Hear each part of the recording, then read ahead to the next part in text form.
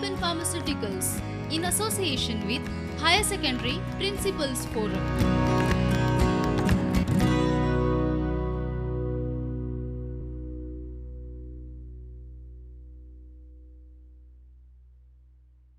A very warm welcome to all of you for this Prudent Scholars Political Science class.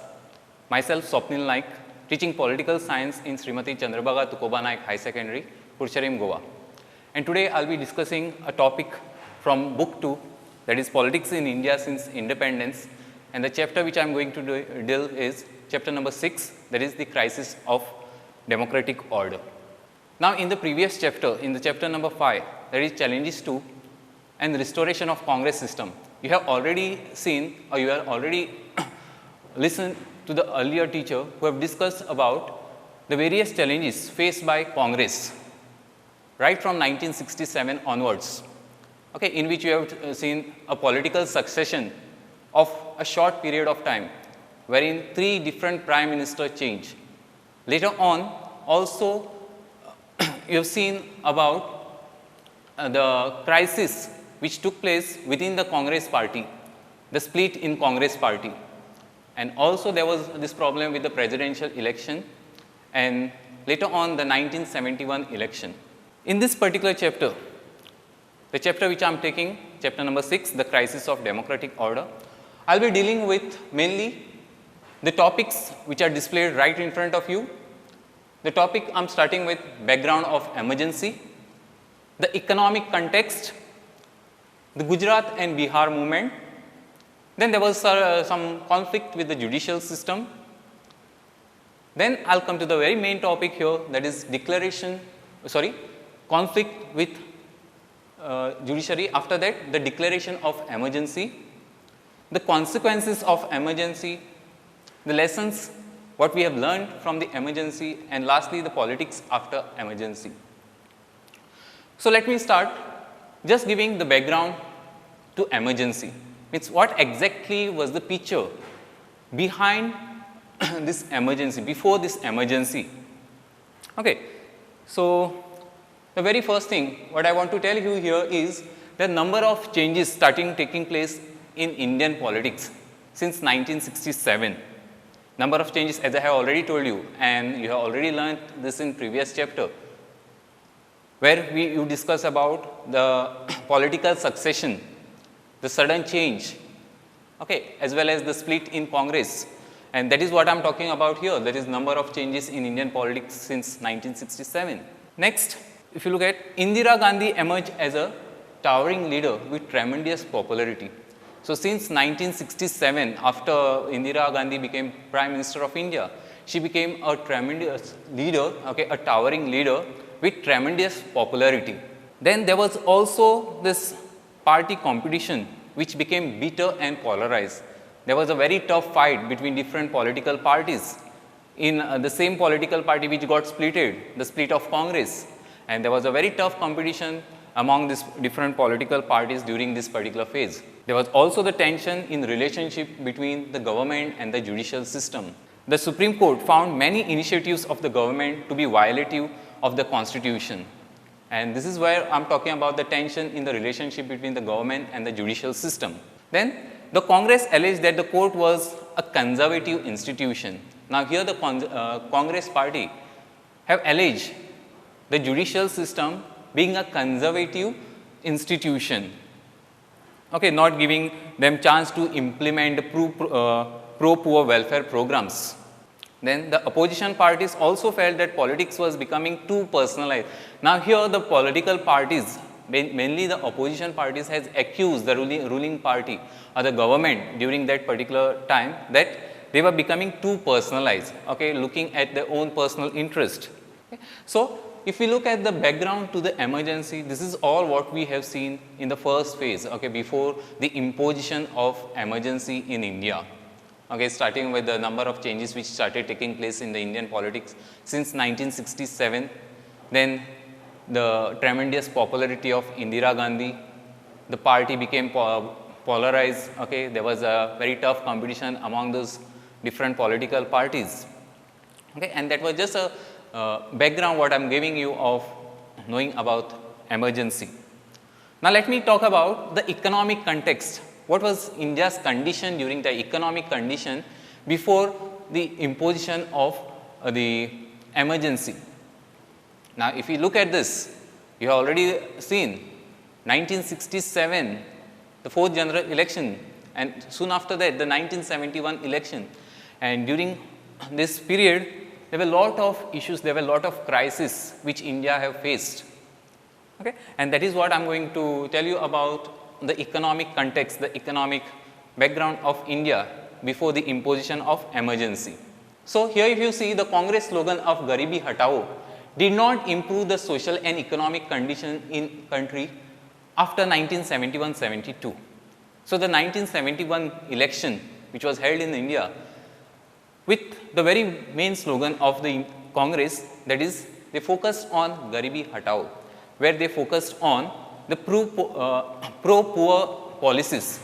But even after having so many policies for the upliftment of the poor people, it did not go well. Okay? And that is where we say here that there was no improvement in the social and economic condition even after the great slogan what was given during that particular phase, that is Garibi Hatao. Then also India have faced one of the biggest challenge during this particular period, and that was the Bangladesh crisis, which had put a heavy strain on India's economy. Now, you have already covered this, but again I am telling you here, in 1971, there was this Bangladesh crisis, and because of this Bangladesh crisis, nearly 80 million people from Bangladesh, they migrated to India, and that have actually put a strain on Indian resources. And the quarrel between the East Pakistan and West Pakistan also have made a problem for India. Now, India fought a war against Pakistan, okay, and liberated Bangladesh. Okay, that is the East Pakistan which got free from the Pakistan. Okay, and that actually have put a strain on India's economy, because whatever the resources what India had, we have spent much of the resources on fighting the war, that is with Pakistan. Then also there was all round increase in oil prices and increase in the prices of commodities. There was high inflation during this particular phase. Okay, many different policies which were formulated by government, they failed, and thereby it leading to the increases in the prices of oil as well as the prices of all other commodities are concerned. Prices increased from 23% in 1973 and 30% in 1974. Okay, and that was one of the greatest challenge what India faced to the economy of our country. Then the industrial growth was also low, and there was high unemployment rate. The unemployment rate was also very high.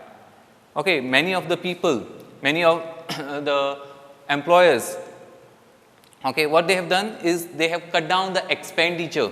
Okay, they have cut down the salaries of the employees, and that caused dissatisfaction among the people. Which caused dissatisfaction among the people here. Then also there was another particular issue. We all know that India's economy is based on agriculture.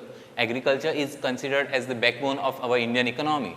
But what we have seen, there was a sudden decline in the agriculture productivity in India, and this decline in the agriculture productivity has led to severe problem, and it was basically because of failure of monsoon in the year 1972-73, which ultimately led to the decline in agriculture productivity here. Then also very important part to this emergency situation, okay, was the student unrest and protests were effective. Okay, the student protest movements were very effective during this particular phase. Students from different areas, different regions of the country started protest against the government because of corruption, because of unemployment, because of the rise in the oil prices or the rise in the prices of all the commodities, and so on. Okay? So basically what we have looked in this particular slide is more about the economy of India before the imposition of the emergency, right. So, let me go to the next topic here, next subtopic. In my next slide, I will be talking about the Gujarat and Bihar movement. Okay. And in this particular slide, what we are discussing here is more about the student protest in Gujarat and Bihar, both of which were Congress ruled states. Now, here in this particular phase, we mostly know most of the Indian states, they were under the rule of Congress. And it was during this particular phase, many of the students' organization, many of the students, they organized themselves and they started protest against the Congress government, especially in the state of Gujarat and in Bihar. And the impact was on the politics of the two states as well as on the national politics. So, the impact of this students movement was not only on the state, but at a larger context, it was even on the national politics. Okay. So, let me take the first one here, that is Gujarat movement. Let me tell you something about the Gujarat movement specifically, and then I will move to the Bihar movement here. So, it was in January 1974, students in Gujarat started an agitation against the rising prices of food grains, cooking oil and other essential commodities. Now, here the movement started by students. It was in January 1974. And why these students started a protest, why these students started this agitation? Basically, because of the rising prices of food grains, cooking oil and other essential commodities. And the agitation was also against corruption. Now, we all know that corruption is one of the biggest challenge which any country faces. And in India also we are facing this particular problem of corruption. So, in 1974, when the students started this protest, it was also against corruption. It was not just the rising food grains, prices of food grains, cooking oil or the other commodities, but also about corruption. Okay. And student protests led to imposition of president rule in the state. Okay, that is very important to know about the president rule. Okay. So, after this protest started in the state of Gujarat in 1974, the state was under president rule, and Morarji Desai from Congress O announced indefinite fast if fresh elections were not held. So, Morarji Desai, one of the greatest leader, okay, he demanded for fresh election in the state of Gujarat. Otherwise, he said that he will go for indefinite fast. And in June 1975, the state election held in Gujarat, thereby defeating Congress. So, in June 1975, the state's elections were held in Gujarat and thereby defeating the Congress in Gujarat. Okay, so that was about the Gujarat movement, which was started in the year 1974, and it was a protest movement which was started by the students, basically against the rising prices of food grains, cooking oil and other essential commodities, as well as the most important was agitation was against corruption. And here in this particular movement, okay, it was Morarji Desai, okay, who demanded to have indefinite fast and to have fresh election. And when the elections was held in June 1975, it was a clear-cut defeat for Congress party in Gujarat. Okay. In my next slide, I will discuss about the Bihar movement. Both the movements started by students only, but very well important to know about the difference about the two movements. Okay. So, it was in March 1974, as we have already discussed about Gujarat movement, that was in January, but here about the Bihar movement, it was in March 1974, where students came together in Bihar to protest against rising prices, food scarcity, unemployment and corruption. So, some more topics here wherein the students started to protest, and the protest was basically against the rising prices, the food scarcity, the unemployment as well as the problem of corruption, what we have seen. In this particular movement, in Bihar movement, Jaiprakash Narayan was invited and led the students movement. So, a socialist Jayaprakash Narayan, he was invited to join this particular movement, okay, and led the students movement in Bihar. And J.P. Narayan demanded dismissal of the Congress in Bihar and called for total revolution in social, economic and political sphere, wherein he demanded through this total revolution for true democracy, okay, and he demanded the dismissal of Congress party from Bihar, because it was alleged that this particular party could not control the rising prices, they could not solve the problem of food security, they could not overcome the problem of unemployment, as well as there was this problem of corruption. And J.P. Narayan demanded the dismissal of Congress in Bihar in this particular year. And it was carried out by a series of burns, gheraos and strike which were organized in protesting against the Bihar government. So students have used some instrument in this particular movement, and they have used movements such some instruments such as burns, okay, gherao, as well as strike all over the state. Okay. So this was the Bihar movement which started in the year 1974, and this Bihar movement, when J.P. Narayan or Jayaprakash Narayan, when he took over this particular movement, he said that it should not only remain to Bihar, but it should move to other parts of the country as well. Okay. He talked about the movement which should go for at the national level. Okay. So that is about the Bihar movement. Then during this particular phase, before the imposition of emergency, again there was little confusion, or there was a conflict with the judicial system. And let us look at what was that conflict with the judicial system during this particular phase. Now, the period when the government ruling party had differences with the judiciary, and the conflict was between the legislature and the judicial branch here. Now, let me tell you about this particular crisis, wherein the period, okay, what I am talking about, where the ruling party had a differences with the judicial system, and there were number of issues on which this particular meaning the ruling government had differences with the judicial system. That is, the parliament abridged the fundamental rights. That was a question what was asked, and the Supreme Court said no, the parliament cannot do it. Then also there was another question where they asked that can the parliament curtail the right to property by making any amendment.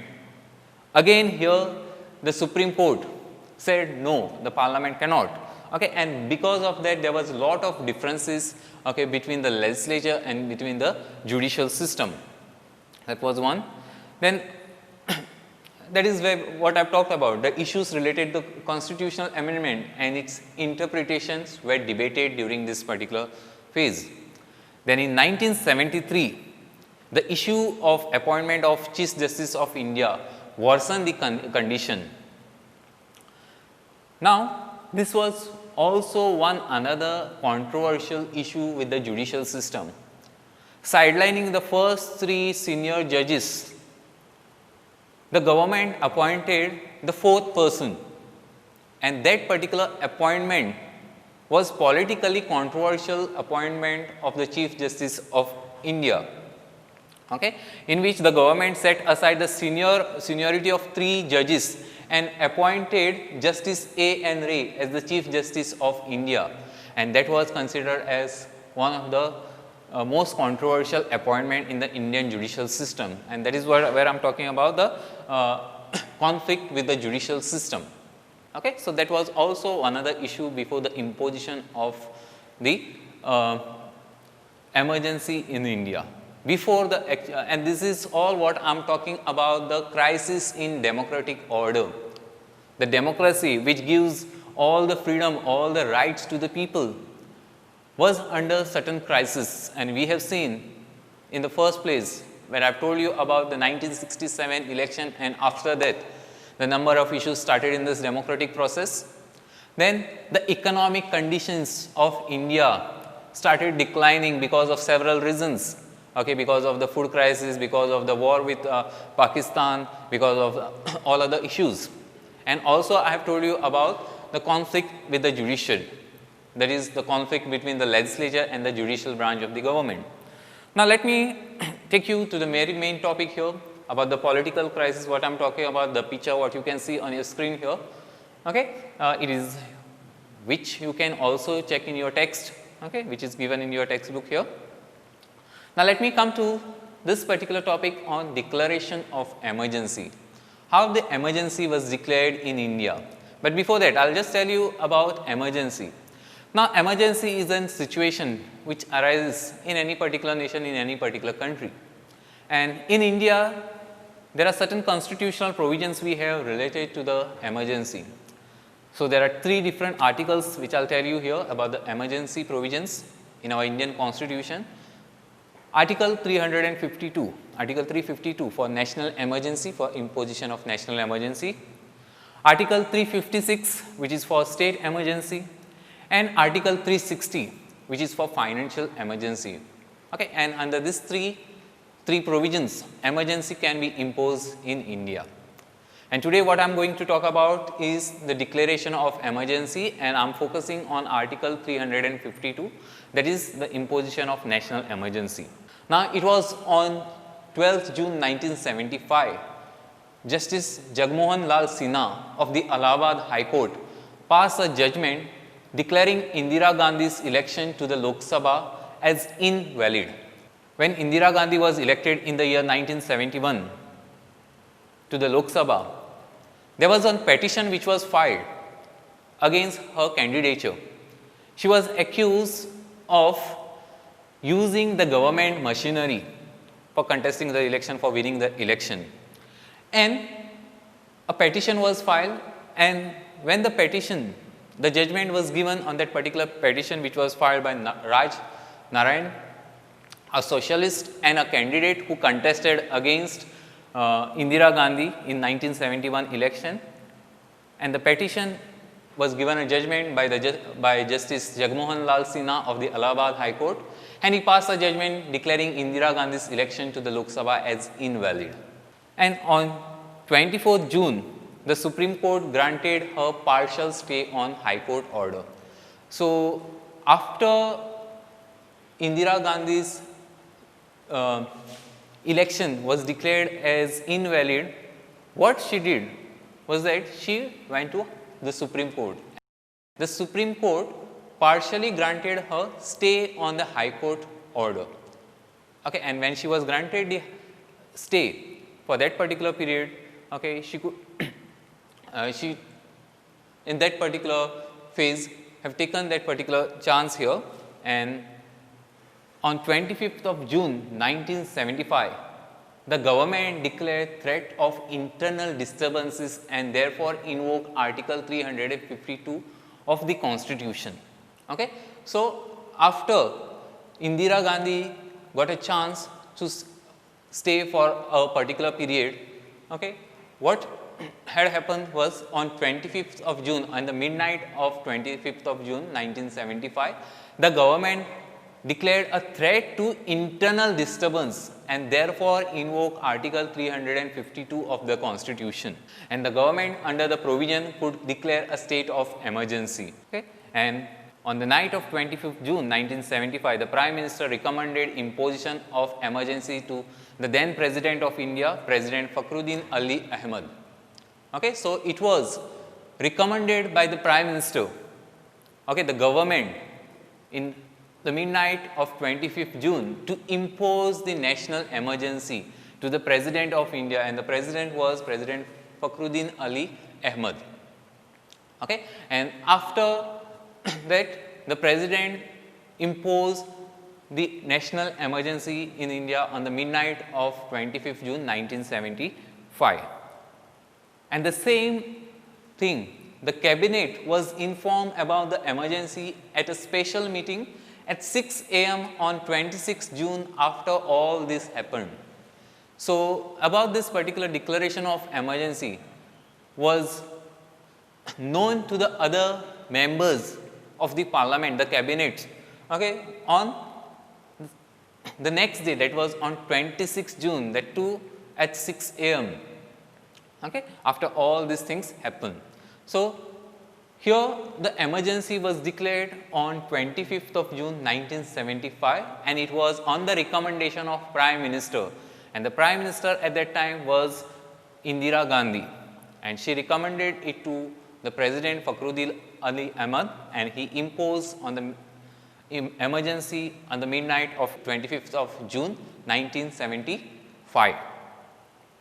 Okay. So, this was the emergency period, and the picture behind will show you about the emergency period here. Okay. So, the emergency in India started from 26th of June, that is 1975, ended on 21st of March 1977. So, the emergency period, it was a period of altogether 21 months, starting from June 1975, ended in March 1977. So, this was a period what we have seen for the very first time the national emergencies were imposed under Article 352 for the very first time. Now, let me take you to the consequence part of this emergency, the effects what we have seen in the Indian society, on the Indian politicians, on the Indian economy and so on. So, let me talk about the consequences of emergency here, and to tell you about the consequences, there were several consequences what the country have faced. Okay, and the first very important consequence of the declaration of emergency was the agitations were abruptly stopped.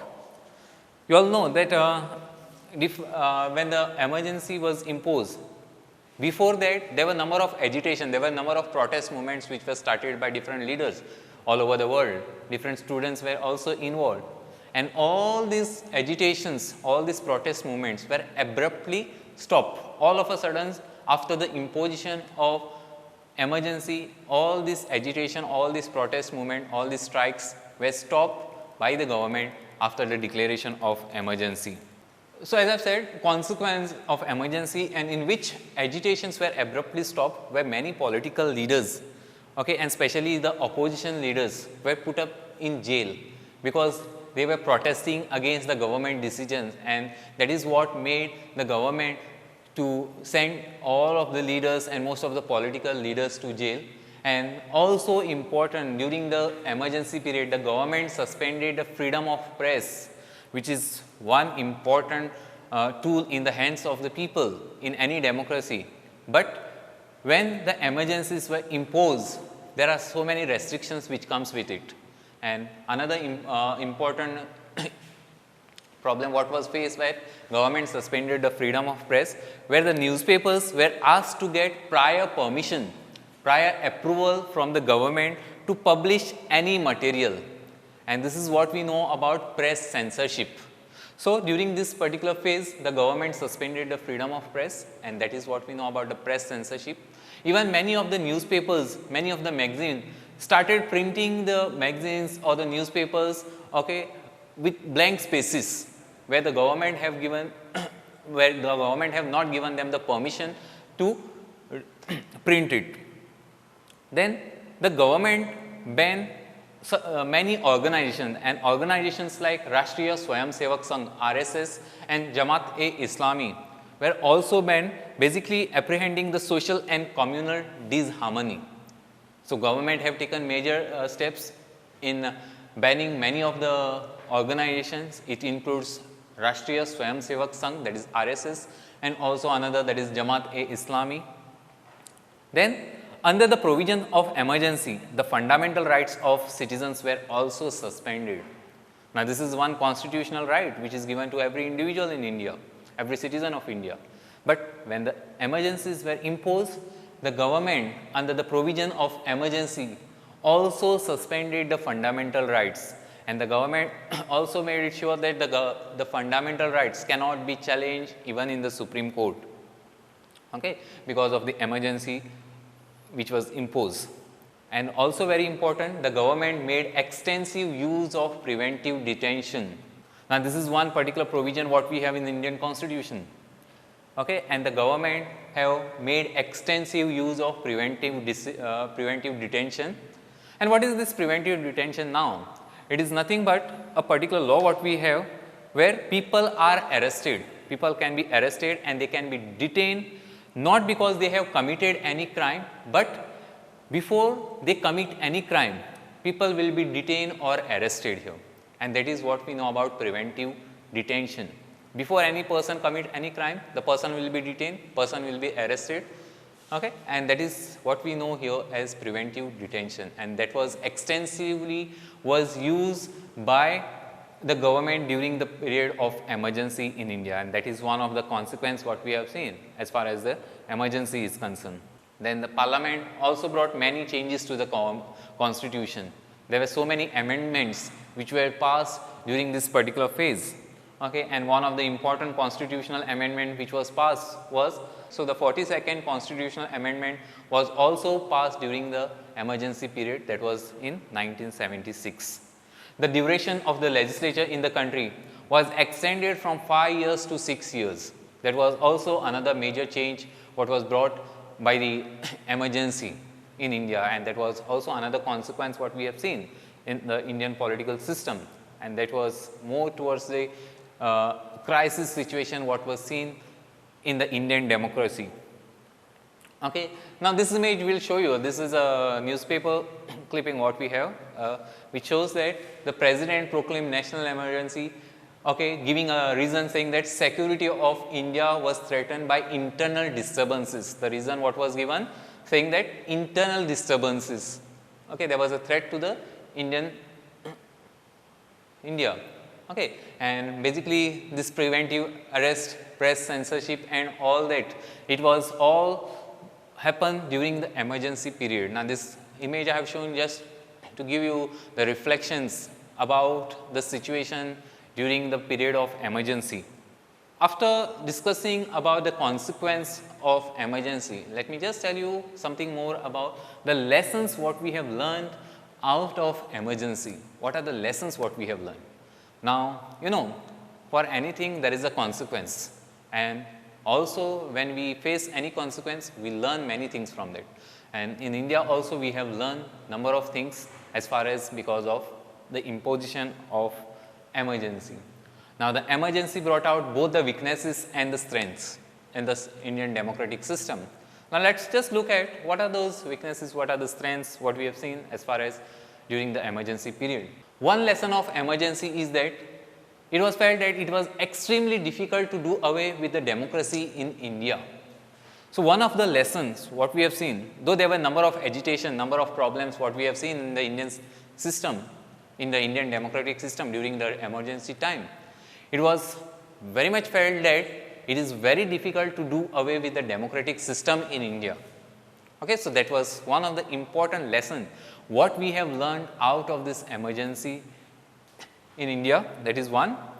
Secondly, it brought out some ambiguities regarding the emergency provision in the constitution.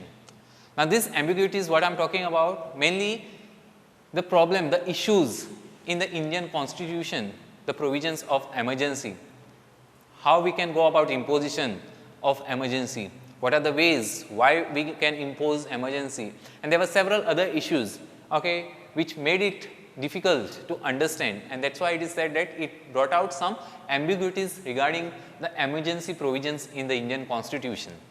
Then also the emergency made everyone more aware about the value of civil liberties. I have already told you that there were a number of restrictions which are put up on individual freedom.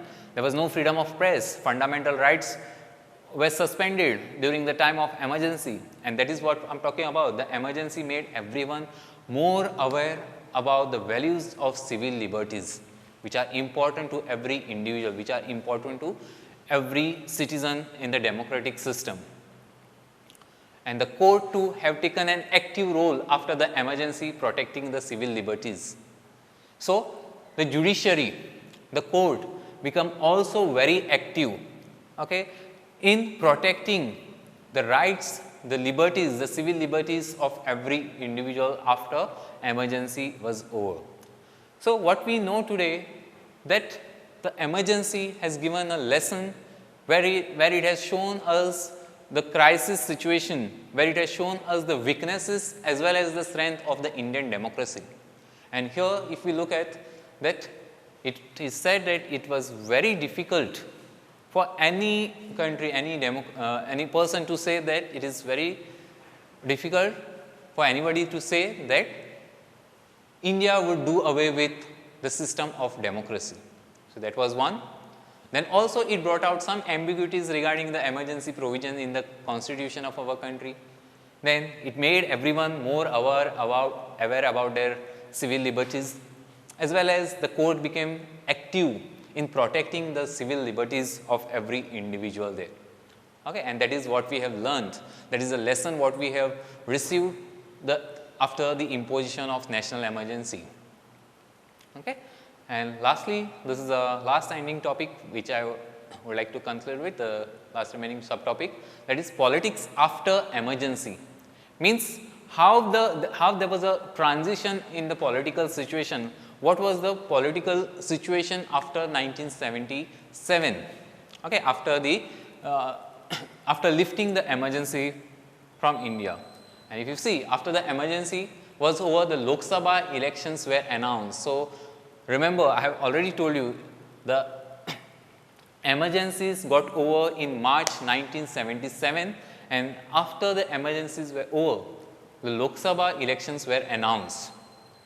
Okay, and in 1977, the election turned into a referendum on the experience of the emergency. So it was just like a referendum, because people have learned so many things during the emergency period. And when the elections were declared in the year 1977, okay, it was a referendum on the experience of emergency.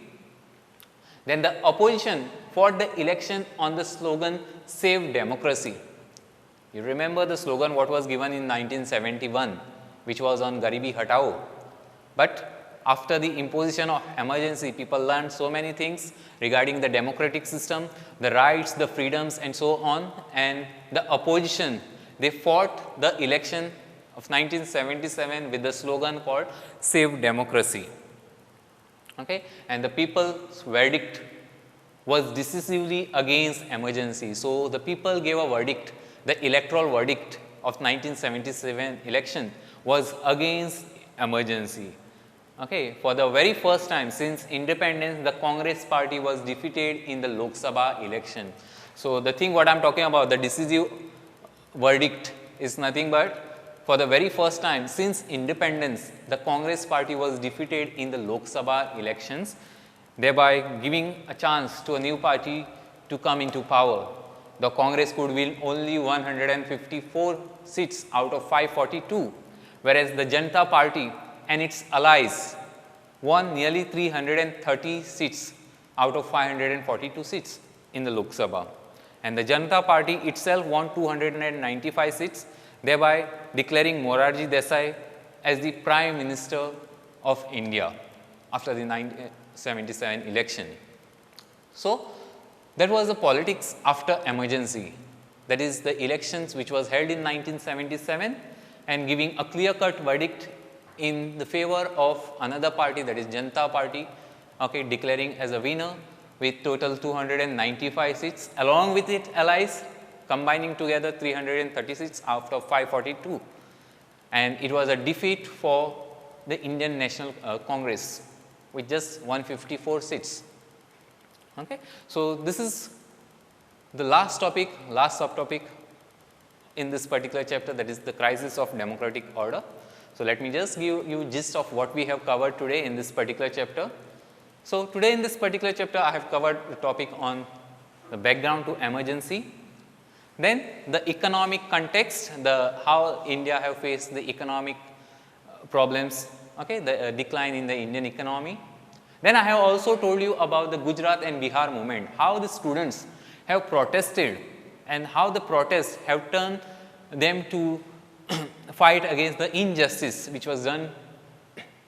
Then there was also this conflict with the judicial system, the declaration of emergency, the main very important part what we have discussed today, 1975 to 1977, the period of 21 months, the period what we call as the darkest hour in the Indian democratic system, the consequences of emergency and the lessons what we have learned from the emergency, and lastly the politics after emergency. Okay, so these are all the subtopics what we have learned in this particular chapter, that is the crisis of democratic order. So let me finish. Let me thank all of you for giving me this opportunity to reach out to all the students. Thank you one and all. Prudent Scholars, powered by Lupin Pharmaceuticals. अब आपकी सुरक्षा आपके हाथों में। ल्यूपी safe hand sanitiser, आपका और Chennai super Kings का first line of defence. अब आपकी सुरक्षा आपके हाथों में। ल्यूपी सेफ हैंड सैनिटाइजर, आपका और चेन्नई सुपर किंग्स का फर्स्ट लाइन ऑफ डिफेंस। अब आपकी सुरक्षा आपके हाथों में। ल्यूपी सेफ हैंड सैनिटाइजर, आपका और चेन्नई सुपर किंग्स का फर्स्ट लाइन ऑफ डिफेंस।